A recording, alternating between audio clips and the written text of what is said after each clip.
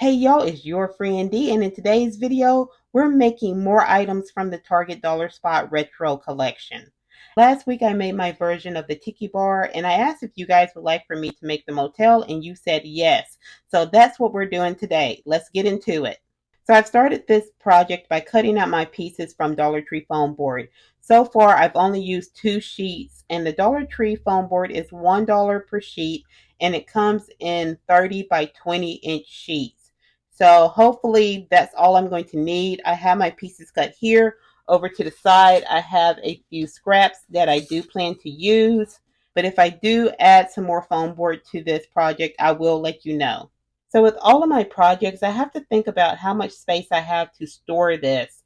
So if this is going to be too big for you, you can absolutely adjust these measurements. But this piece is going to be my floor, and it is 19.5 by 11 inches.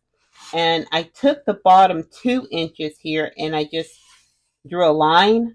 And this outer part is going to be my sidewalk, and this inner part is going to be the floor of the inside of the building. The next 2 pieces are the front wall and the back wall of the motel. The back wall is pretty much optional. Unless you're like me and you want to film from the back of it at some point, you don't really need it. So for this one, I cut a piece that was 14 by 20, but I'm going to show you how I got my roof line. I'm going to pretend as if this piece of paper is my foam board for my front and back wall so I can show you the measurements a little bit easier. So I started out with a piece that is 20 inches by 14 inches. And so this is the top and this is the bottom. And for my storage purposes, I didn't want my roof line to be higher than 14 inches, but I needed to have it slant down. If you look at the original one, you can see it starts to come down at an angle and then it levels out. So in order to get that, I decided I was going to come down on this side 2 inches. So that was going to make this wall 12 inches. And I came in about, I think it was about 7 inches on mine. And let me double check. Yeah, so I came in 7 inches. And once I got to 7 inches, I took this point and connected it to this corner. And that's how I got my measurements and my angle at the top of the front and back wall. The next piece of foam board that I cut out is 12 inches by 9 inches, and this is going to go on the side of the front wall that is 12 inches tall. And this piece of foam board I cut to 14 by 9 inches, and it's going to go on the side of the front wall that is 14 inches tall. Before I start gluing these pieces together, I need to figure out where my windows are going to be. The door I'm not so much worried about because I'm not going to have a door that opens, so I'll tackle that later. But my windows, if I go by the original design, there's a large window over here and then there's a smaller window over here. And I think I want to keep the large window that has the top that has an angle. But on this side, I want to do 2 smaller windows. So I have my windows cut out, and I used some of the scrap foam pieces that I took out of the windows to just create some frames around it. And I decided to put the 2 skinnier windows here, and my door will be in the middle. But I will figure the door out later. I'm not going to cut anything out for the door. So now I'm going to start gluing my walls onto my floor. So, not surprising to myself that I have made a mistake with my cuts. My side walls, I should have made them 1/4 of an inch taller. So I should have made this side 12.5 inches tall and the other one 14.5 inches tall. And that is because with my front wall and my floor, they're not the same size going across. The front wall is 20 inches across and the floor is 19.5. I did that because when I put the floor in place, I wanted a 1/4 of an inch hang on the side. And instead of putting my walls on top of the floor, for some reason, I just thought it was better to have them glued to the side of the floor, and it would butt up next to the front like that. But that's going to leave a little bit of a gap at the very top. So instead of cutting another piece or trimming off the front, I'm just going to fix that gap later. I have the front wall and the 12-inch tall wall in place, and there is a little bit of a height difference, but it's only, like I said, a 1/4 of an inch, so it doesn't look too bad. So I might just not even worry about it. On this side with the 14-inch wall, you can see I have my little overhang, so this is going to slide in place here, attached to the floor and attached to this wall. So I'm going to glue this one in place now. So I have the front wall and both side walls attached. I'm not going to attach the back wall yet because I'm not sure how I want to attach it, because I need that wall to open so I can get inside and place dolls and furniture inside the motel office. But I am going to work on the front retaining wall. If you look at the original motel, it does have this little brick wall that goes around the front. I'm not sure if that's a little patio area or what, but I'm going to make mine more as a retaining wall with maybe some plants inside of it. And I'll leave an opening about here for the door. And then we'll have this little section of sidewalk or a step into the building. So I'm going to take these leftover pieces and peel off the top layers and carve in my bricks. And I've shown you how to do that in a previous video, so I'm going to do that part off camera. But this is about a 2-inch wide scrap piece. So yeah, I think that'd be a good size. After I got the brick walls put in place, I did go ahead and cover everything in gesso.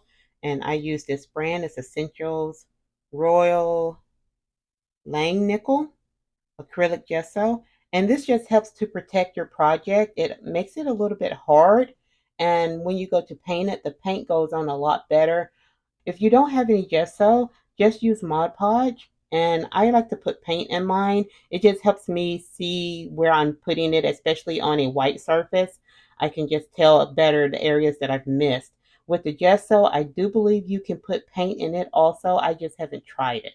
So this area is where my door is going to be. I have been going back and forth on how I want to make this door. I've thought about just taking some foam board and framing out a door, and then just painting this part a different color. But what I think I'm going to do is take some paperboard, and then I'm going to frame around the paperboard like this. And of course, I'll have a piece going across the top.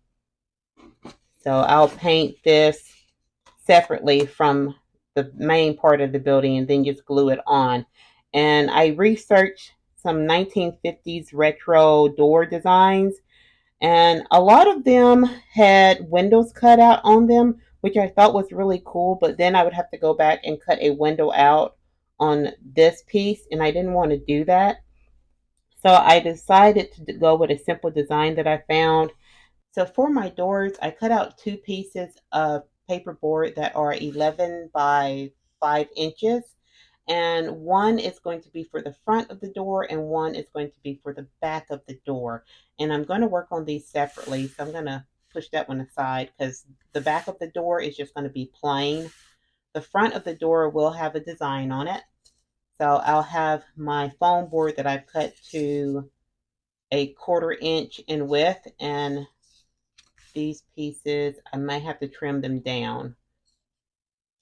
So they will sit on the door like that. And then I'll have another piece going across the top to frame the door. So I will probably trim the side pieces down because right now they're also 11 inches. And I want all of these pieces to be attached to the paperboard.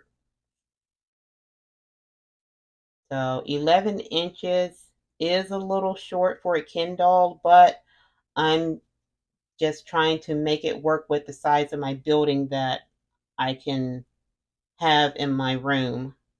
So this would be the front door after I trim that off. And I'm going to have a simple design on the front. I researched 1950s doors and there are some really neat designs, but I was trying to go as simple as possible. And I cut out some strips of paperboard, and those are going to lay on the door like this. And then I'll have another set here at the bottom. So pretty simple, but it just gives the door a little bit more decoration, I guess. So I'm going to get all of these put together and cover it with the gesso so I can start painting everything. The doors have been assembled and I have them covered in the gesso. I still have to put the doorknobs on, but I'll do that later. Right now, I'm going to start painting the doors and the main part of the building. The blue color that I used on the tiki bar was a turquoise, and I could not find that exact color at Walmart or any of my local craft stores. So I asked you guys which one of these you thought I should use, and I had Pooh Blue and Caribbean, and the majority of you said Caribbean. So we're going to go with this. And I have plenty of the pink left over from the tiki bar, so I'm going to finish up using this. I have the doors painted, and I started to paint the building, and I remember something. I didn't put the roof on. So my roof is going to be made of strips of foam board that are cut to 2-inch wide and strips that are cut to a 1/4-inch wide. They're just going to basically be a facade. So from the front, it will look like there's a roof. And I'll use these underneath as a trim. And I'm going to do that on the outside and the inside. Because I think that inside one will help the top piece sit a little bit better if there's one of these thinner pieces on the front and the back. I have the outside painted and I have this side of my room on the inside painted. The other side I have other plans for, so we'll get to that soon. So this is the front of the door and this is the back of the door. I still have to make the knobs for these, and I'm just going to make them the same way I made the door knobs for the teller booth. And I will link that video if you guys haven't seen it. It is firecracker season right now, and people in my area start celebrating the 4th of July about 2 weeks in advance. So I've been hearing firecrackers every night, and I'm afraid that it's getting caught on my video. The microphone is picking it up. So I turned it off when they started, and then once they kind of died off, I thought I turned my camera back on, and I did not. So I'm going to talk you through this really quickly. Originally, I was going to have my sign sit on top of the roof like in the original design, but I decided I wanted a freestanding sign like you would see in some of the older pictures of motels. And I just got some random leftover pieces from other projects and this one and just put together this sign really quickly. So the top 2 pieces were just 2 extra pieces I had. There's this square rectangle piece here in the center, and that's going to hold my main sign. And I had this other piece that I glued it to just to have a little bit of a opposing shape to the square and just make it a little bit more eye-catching. This is also a extra piece I had, and I'm not sure what I'm going to put here, but I'll figure that out. I just felt like I needed something else, maybe vacancy or open or something right there. These pieces here on the side are actually from when we cut the main portion, the main front and back of the motel. So if I turn it, let me see, if I turn it this way, you'll be able to see those are the pieces that came off of the top of the roof. And I just cut the bottom off and put a little notch here to set the sign back a little bit. The base of it is an extra piece I had left over from the front when I made the little brick walls, and I put an extra piece in the back. This is a scrap piece of foam board that I had left over that I'm just using as a base to help give the entire sign a little bit more stability. And I'll probably put some kind of plants in here. and maybe a tree here. Haven't really thought that far in advance, but I'll definitely put some plants or foliage in this little planter section. So that's going to be the sign. And I think this is pretty easy to make with some of the leftover scrap pieces that you have. And feel free to make your sign unique to you. Now let's focus on the inside of the motel. This side I've painted pink and I still have to trim out the windows, but I'm going to wait for that until I'm completely done with all of the walls. On this side, I wanted to have some kind of retro wallpaper that had a tropical feel, but I couldn't find anything that was the right scale for the room.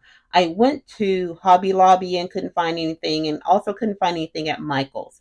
While I was at the Dollar Tree, I found a wall decal, but the florals on it were just out of scale. They were too large. But in the party section, I found a few things there, and I found something in the gift wrap section. In the gift wrap section at the Dollar Tree, I found this palm leaf gift wrap, and the palm leaves are a different color. And I think those are palm leaves. They may be some other kind of leaf, but I thought it was a fun paper and it could possibly fit the theme. In the party section, I found these napkins. Now, just listen, hear me out. I think I can use these as wallpaper if I Mod Podge them onto the wall. So this one is a peachy pink with some pink flamingos, and there is some green, and I thought that might look good next on the side of the wall with the pink. The other one has this blue background with a little bit of a yellow and peach, and there is some pink in it also, and not a lot of green, but I think that ties into the blue that's on the outside of the building, even though it's a deeper shade. I made samples of the wrapping paper and the wrapping paper Mod Podge to some foam board, and I think they both look pretty good. With the wrapping paper, there is a little bit of bubbling right here, but I think that's because I didn't put enough Mod Podge underneath it. But it smoothed out pretty good. The sample with the napkin came out really good, and it adds a little texture. It really looks like maybe it's a wallpaper. And I put quite a bit of Mod Podge underneath it because I wanted to make sure I didn't have any sections that bubbled up. And as it dried, some of the Mod Podge, of course, seeped through the napkin, and I think that helped to smooth it out a little bit. And I do like the blue more than the pink. And yeah, although I think the pink would be cute with the flamingos,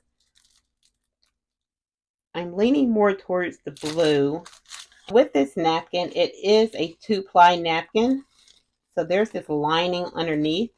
You have to take that off. And the piece that I used to make the sample, I already took the backing off, so you can see there is a difference in color. This one is with the backing off, and this one is with the backing on. And you just have to find where there is a little bit of a separation. I might have to do this part off camera. So I found an area where I could get my nail in, and you really have to be patient with this part. It starts to come off pretty easily, but there are sections where it might be connected a little bit tighter. So just take your time and slowly pull. Like right here, it's kind of starting to rip. So I'm just going to take my time pulling around that so I don't put any holes into the napkin. So I laid the Motel on the side, and of course, if you're making this at home, do this before you glue everything together. I just didn't know what I was going to use when I started this project, but I can still make this work. So I'm going to cover this entire area with some Mod Podge, and then I will lay my napkin on top of it and try to smooth everything into place. And the good thing with this napkin is it's such a busy pattern that when I apply the piece to this side, it won't matter if these corners line up. I think that you don't have to try to match these flowers and these leaves to this wall. You can do that if you want to, but with this pattern, I don't think it's needed. And I see I will have to add a little bit up here at the top. Or maybe not. Maybe I'll just put a railing up there, a trim piece up there. What I'm finding is you do have a little time with the Mod Podge to go back and lift it up. And I had to go and lift this corner back up because I didn't put enough in this corner. So I'm going to just try to get as much as I can. So this corner will lay a little bit better. So I'm going to try to smooth that down. And you will feel the Mod Podge seeping through. And that's just fine. So yeah, I think that's going to be okay. I want to make sure I get these corners tucked down in there. But I'm going to let this sit for a little bit, and then I'm going to start on this wall. My Mod Podge is dry, and as it dried, everything smoothed out even more. It was already pretty smooth to begin with, but when I came back this morning and checked it, everything's pretty smooth. I don't have any wrinkles in it.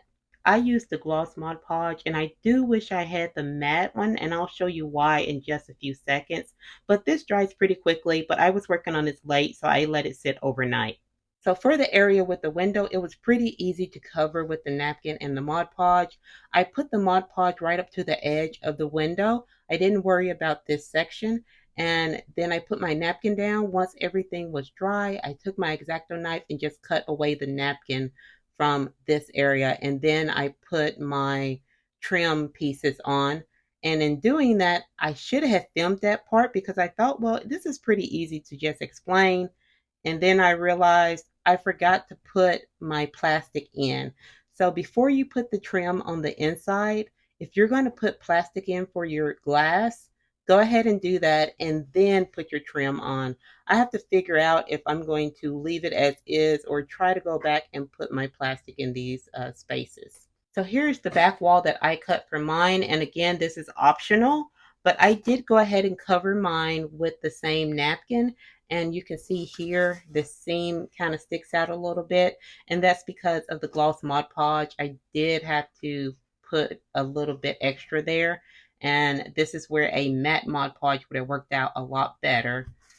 And I had to piece together an extra piece here. I'm not worried about this white showing. I am going to put some trim up here at the top so that'll be covered. But I didn't want just a plain wall to show through my windows in the front. So for me, I thought it would be nice to cover that.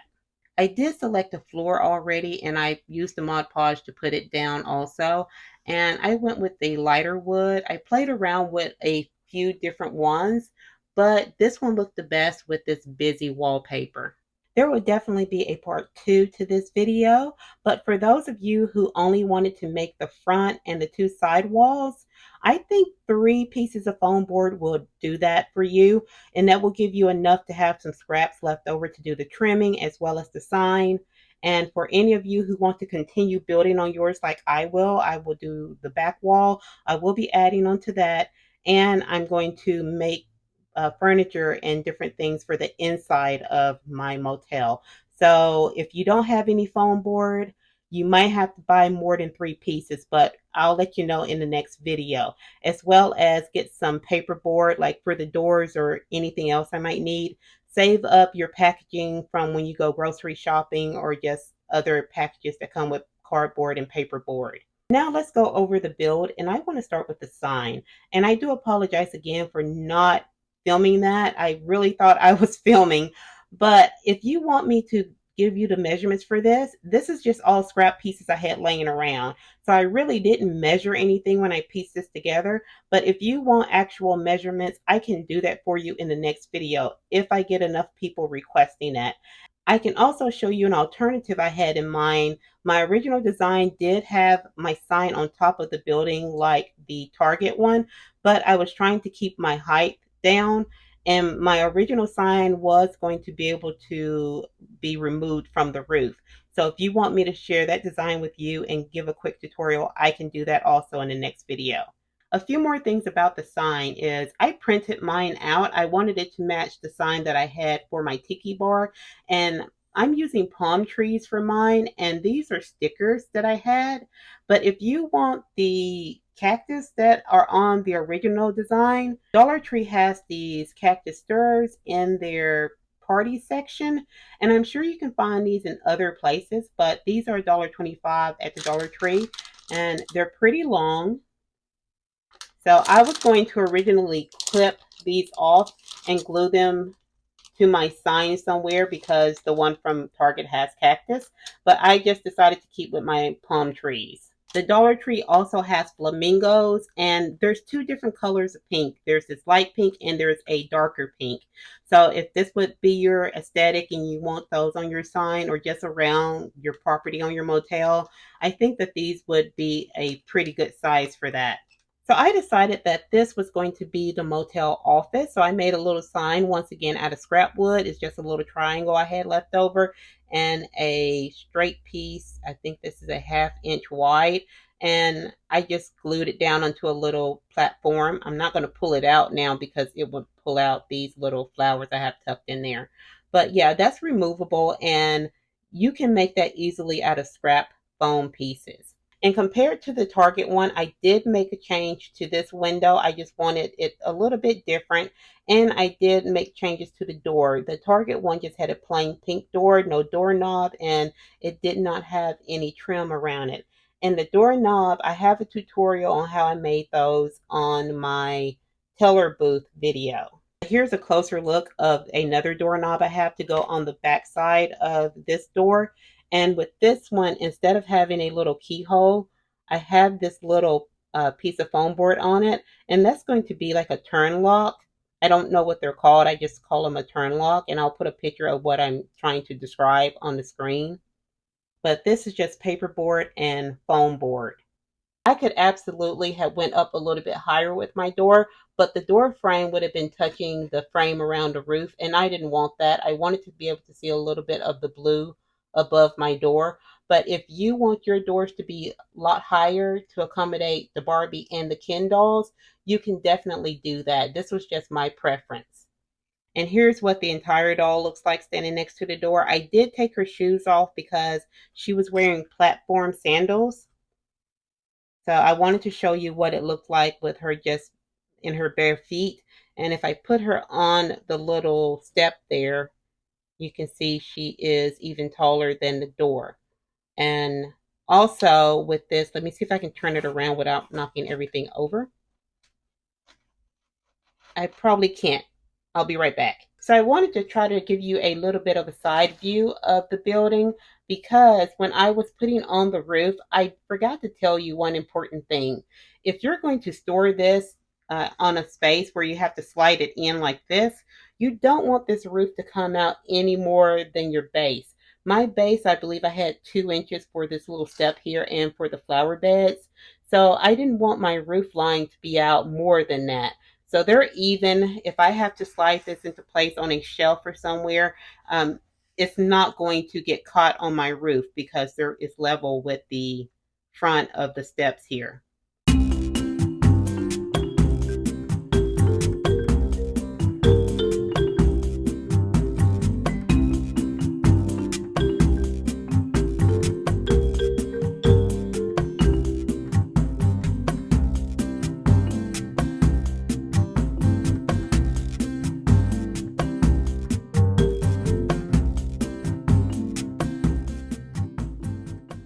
So my friends, I will continue to work on this project. I still have to decorate the inside of it and finish the back wall. But for now, let me know what you think about this. And if you have any questions about anything in this video, please leave it in the comments below. I will try my best to answer your questions. And if you like this video, please give it a thumbs up, subscribe, and turn on your notifications. I'll see you next time, my friends. Bye-bye.